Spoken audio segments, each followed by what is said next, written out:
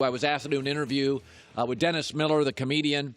And before I went on the interview, you go into like a prep room, a makeup room, and a lady was, she put on makeup and I started talking to her, and she was a military kid.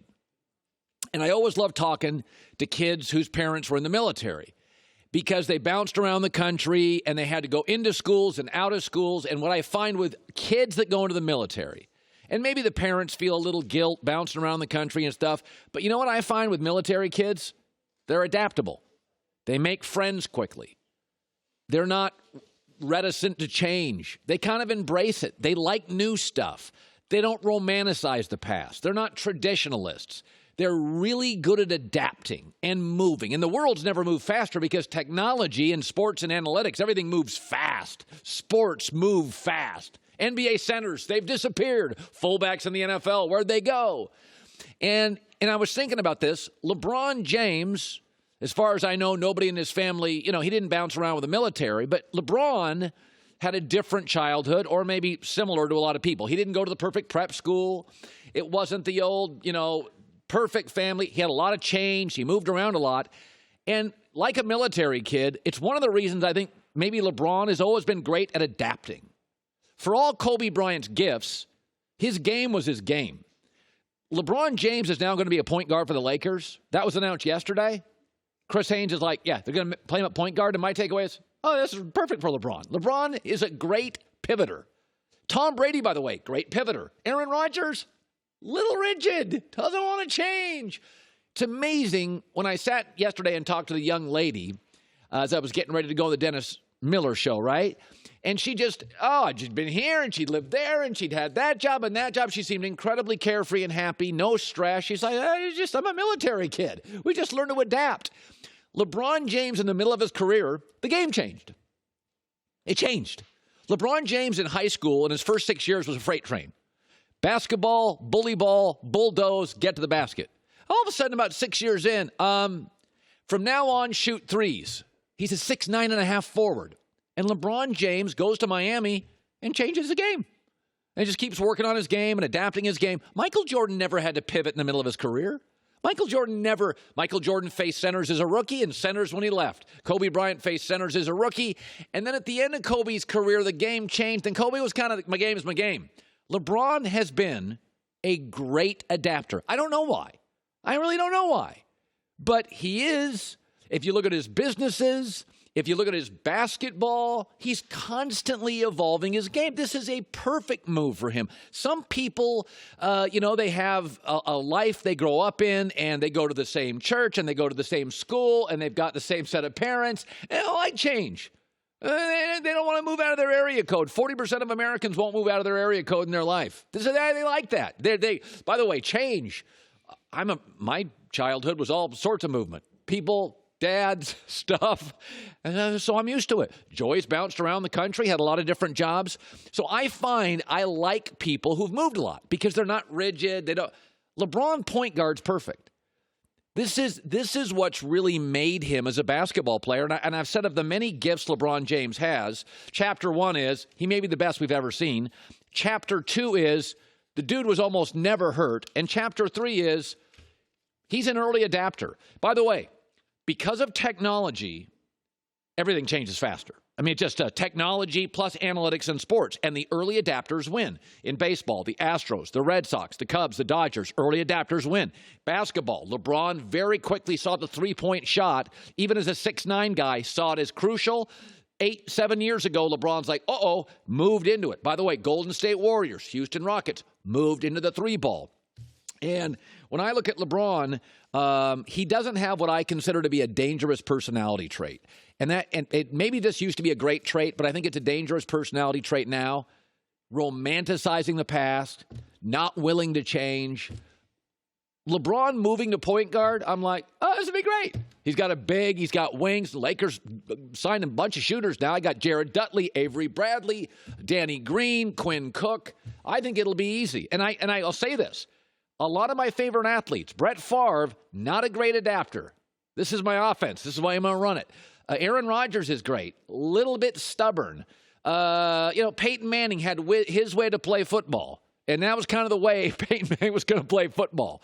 But I think LeBron will be perfect. I think he's built for this. I don't know where it comes from. I think it's an amazing quality. And I got to tell you, LeBron at point guard may struggle to stop some of the tiny, small, quick guys. He is going to be a handful to deal with if you have to face him. Speaking of families, let me shift to this. It is very early. Most of us don't have a perfect childhood, right? Even the people who do they really? Some of you, I would call you late developers.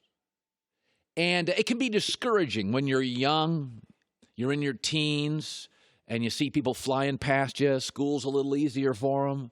They're better athletically, they're better academically, and you're sitting there thinking, man, I'm falling behind. It's discouraging. But I'm here to tell you, don't get discouraged, okay? This is dad talking. Everybody evolves differently. Some people are late groomers, okay? I was thinking about Kawhi Leonard this morning. So LeBron James was a meteor, cover of Sports Illustrated, all-star by his second year, rookie of the year, the chosen one in his teens. And here's Kawhi Leonard.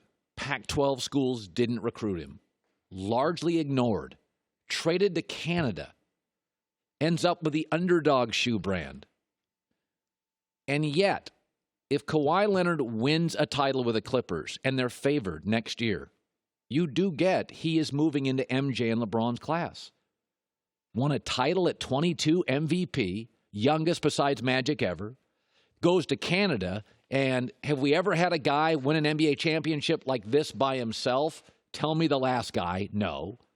Now he goes to a third team. Michael Jordan couldn't win with a second and wins another title. Folks, he's getting into a very rarefied basketball era in my life. Third team title.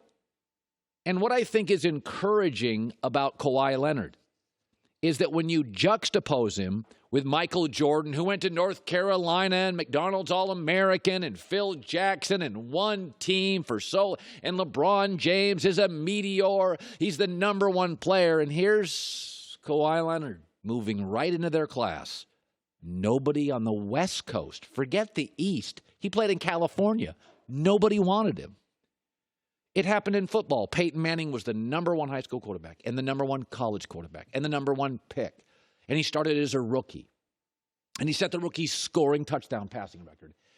And then Tom Brady was actually in high school.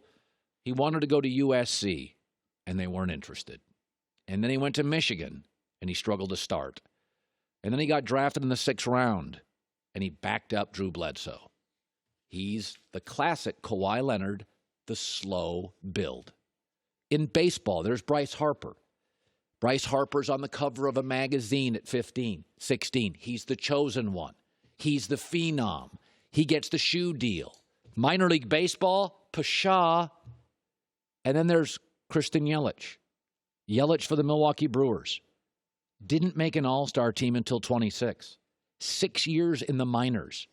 It took people in Milwaukee to figure out who he was.